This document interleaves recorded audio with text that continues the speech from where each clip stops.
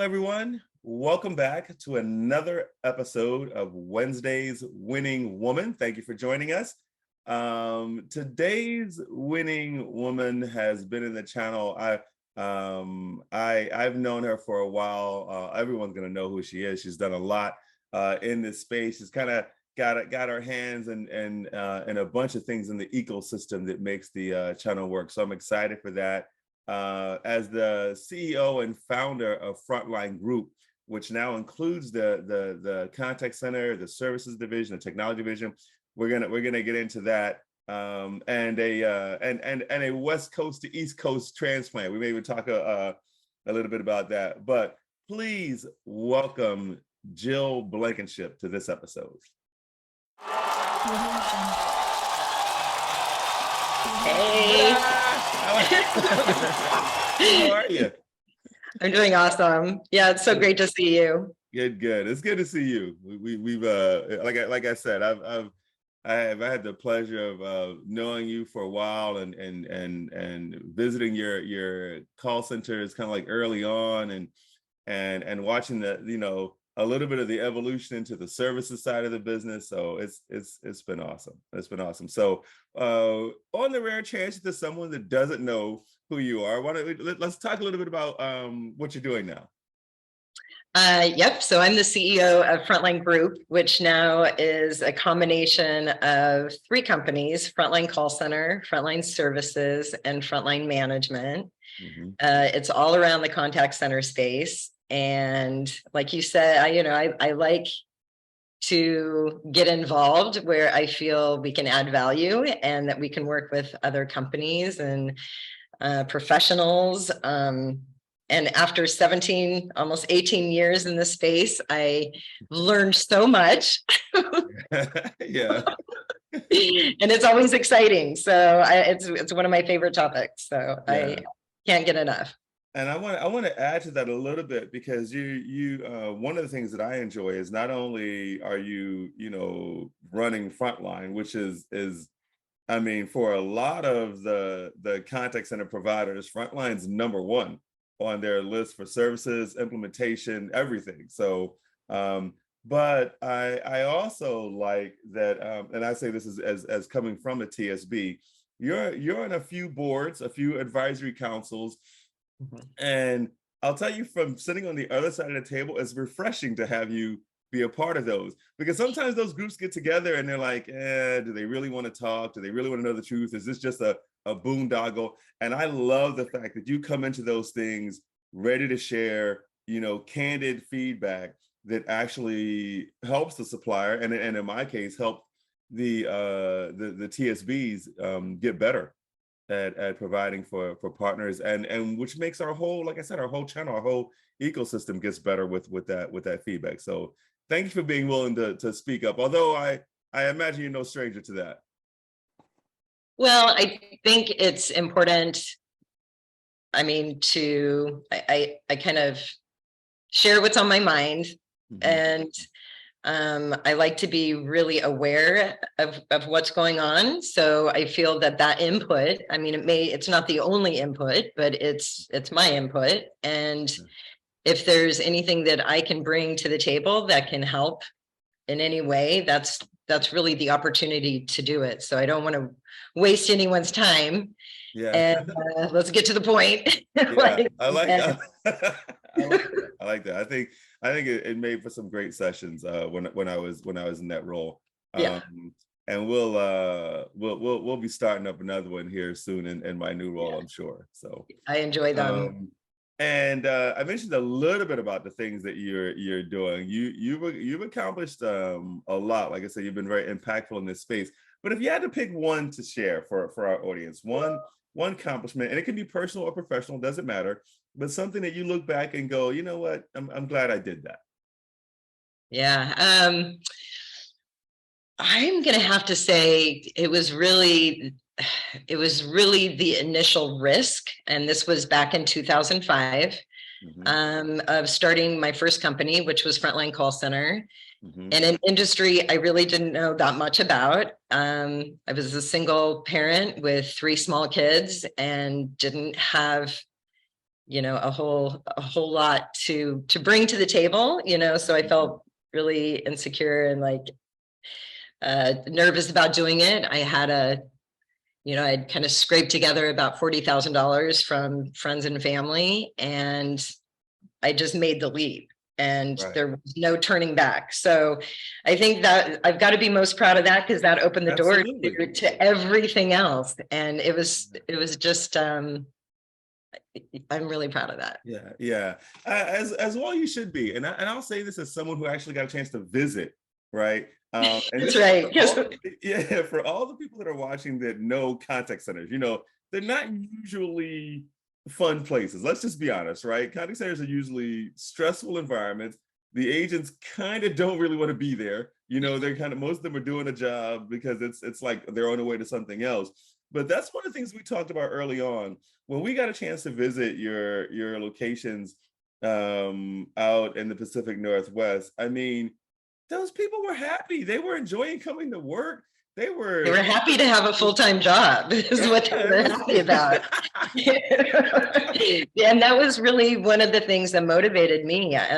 What Brandon is talking about is I lived on Orcas Island, which is a really small island in the Pacific Northwest, about an hour north of Seattle. You can only get there by ferry or plane, and it was challenging. I had moved there with my kids. Without a real proper career plan, and realizing that there's only 4 months that people can generally work around the tourism, which is, it's a destination spot. And so year-round employment was really hard for any one of us to find. And, starting the call center provided something that we didn't rely on someone having to walk in the door, or Exactly. summertime, or so it really opened up a lot of avenues for people to work throughout the year. Yeah. And Yeah, be I agree. It was you made a heck of an impact in that region, and for a lot of people. I think about, and of course, I mean, I know a little bit of your story, but I think about, the single mom, the small kids, and you overcoming that, or going through that. But I mean, we saw a lot of young people, being employed by you. A lot of people with kids, maybe not necessarily in the same situation, but I think we got to see you help a lot of people through something that you had gone through, by not only providing employment, right, but providing everything that goes along with employment, right, that self-esteem, the confidence, the security, all those things.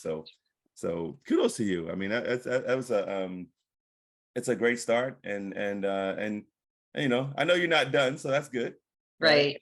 But I do like to be inspirational, because I think so many of us, no matter who we are, get stuck into a situation where we're like, what do I do now? What do I do next? Right. And sometimes you have to really look outside the box to something you may not feel comfortable with. It's scary, it's risky, it's one of those things that you wouldn't normally do. Hmm. And that just, again, opens so many doors to so many opportunities. And that's what I really enjoy sharing my story for, is that kind of inspiration, no matter what it is, just to step through that fear. Up through that door. Awesome, awesome. Thank you for that. The next I want you to share is one of your goals for 2023. I know that you're a tackler of goals, because that's how so much of this has happened. You set out to not only do things, but to make a difference while doing them. So and again, it could be personal, professional, whatever you want to share, but give us one. What's one thing Jill's looking to accomplish this year? There's so many, but I think really the priority for me is to empower and support my team, the people that surround me, that I'm lucky enough to be, part of their day to day, or even just that once kind of passing, but just to really empower and support people. Yeah. And so what can I do for them? Right. And so that includes a lot of transparent conversations Mhm. A lot of people don't want to share their vulnerability or, what they need. Right. And and so it's getting to that point and then identifying that and then again kind of getting through it together. So that's my focus. I try and be very present in my day-to-day and my interactions and pick up on those things. One of the strengths that I've learned I have over the years is that I kind of can identify gaps and niches.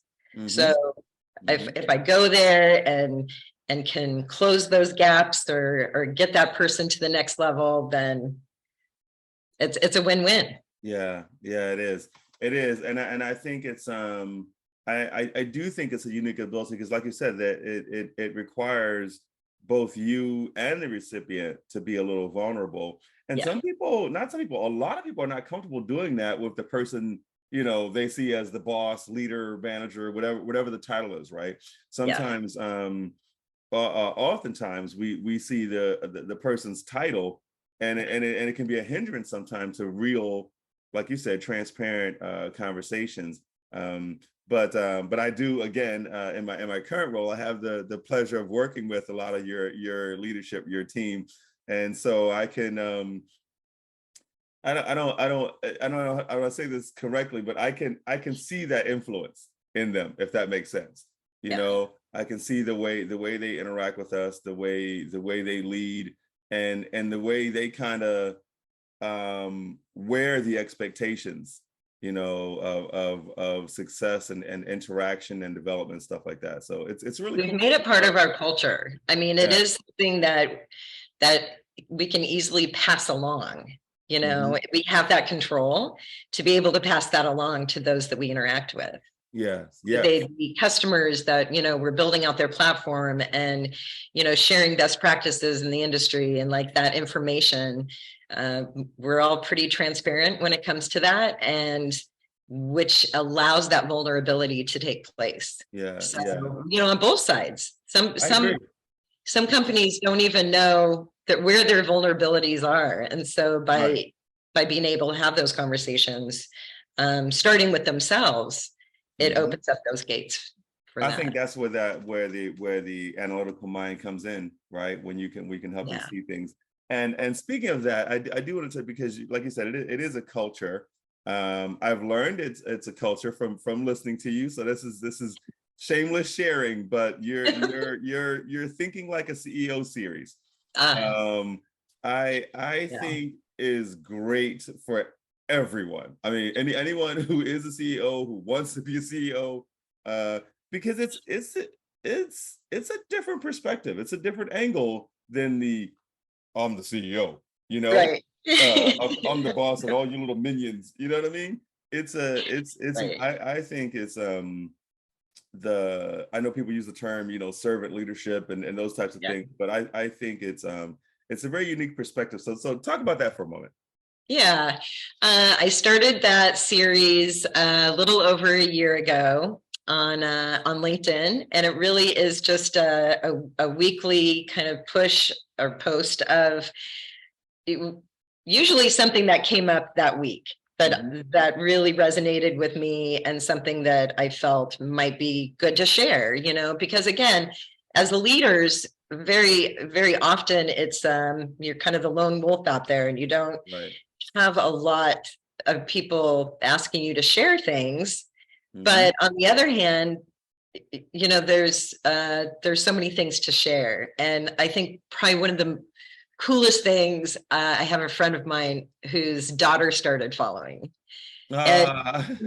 it's like you gotta like that just makes me feel so good. Like that is something that is, a bit inspirational that people really enjoy reading in it, and it brings more of a human element to that role. It does. It Yeah. does. I like that a lot. So I wanted to get that out there. Thank you. Uh, Last question I have. You mentioned, influencing a peers, like a friend of yours' daughter, and that's really also one of the things that we want to do with this for the next group Mhm. coming up, right? So in your case, for young Jill, if you could go back, right, and give her, I mean, young Jill accomplished a lot, but if you could go back and give her a piece of advice, something to share that you think would help her, what would it be? My message to young Jill would be have more faith in yourself and what you're capable of doing. Yeah. Just that whole, that fear that we carry shouldn't be there. I don't know where it comes from. It evolves, I guess, over the years, but have more faith in what you're capable of doing. Yeah. I think that's a great message for a lot of young Jills and a lot of a lot of young Jims too. But I think it is important. I actually had another winning woman that we interviewed mentioned that, and it's amazing how we have that, and a lot of times, I mean, we have it as a young age, but we're not really sure where it comes from, but we know how it manifests. It manifests in us, maybe being sluggish to respond to things, to act on things, holds us back, to start things. It does. So and to follow your intuition, that's another thing I've really, even just more recently, like those feelings, if something doesn't feel right, that's real. That is very real. And there's signs that will show you if you're on the right track or not. Like if you keep hitting the wall, and you need to relook at what path, where that path is taking you. But if things are open and you're getting received, and things are evolving the way they should, you're on the right path then. Exactly. So there really is a lot that our bodies tell us without words. Yeah, that sometimes we ignore a little bit. Yeah. So that's really good advice. This has been awesome. It's really been great reconnecting with you and finding out a little bit more about what's going on. And so I just want to thank you for joining us. Thank you for sharing. I appreciate that. And for those of you that are out there watching, I trust that you've gained some nuggets and some good information from this segment. And as always, we ask that you acknowledge, support, and promote. So if you're not already a part of Jill's network, please go join that. And Frontline Group, if you're a supplier out there in the contact center space, or if you're a partner, or if you're a customer, you're a business owner, and you're not exactly sure, one of the best things about Frontline is the consultative approach to your operation. Jill talked about it. Finding your gaps, not necessarily starting with your technology, starting with your business and how your business can be successful. And if there's technology that will help automate that, then she'll be more than happy to point you in the right direction with that. So support them, promote them. Let's build this network out. It's frontline.group. Frontline.group. Frontline.group. Yes, frontline.group, because it's Frontline Group, guys. Okay, so it's frontline.group. All right. Go check them out. Jill, thank you for joining us. Thank you. Audience, thank you for joining us. We'll see you next week with another winning woman.